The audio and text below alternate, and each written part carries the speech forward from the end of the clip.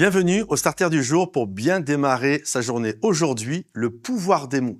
La Bible dit que la mort et la vie sont au pouvoir de la langue. Donc, il y a une réalité, une puissante réalité, c'est que les mots que nous utilisons, derrière eux, il y a un pouvoir. Et je crois que la manière dont on peut utiliser littéralement notre langage, les mots que nous utilisons, on peut soit faire ressortir le meilleur chez les gens ou littéralement le pire chez les gens. En fait, on a tous un levier et qui est en nous, et suivant le levier qu'on va actionner, alors il y a de l'amour qui va sortir ou il y a de la colère qui va sortir.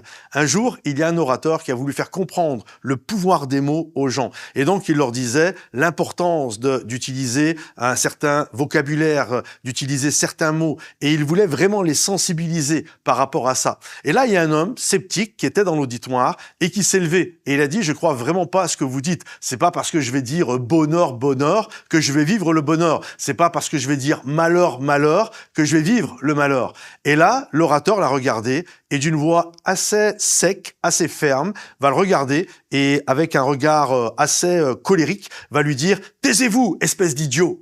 Et là, d'un seul coup, le gars, il commence à être dans l'émotion et il va vouloir pour répondre de manière cinglante. Et puis l'orateur, de suite, il le calme. En disant, excusez-moi, je n'aurais jamais dû vous parler comme ça. J'ai manqué vraiment de tact. 1000 excuses. Veuillez recevoir mes excuses. Vraiment, je vous demande pardon. Et le gars se calme et se rassoit.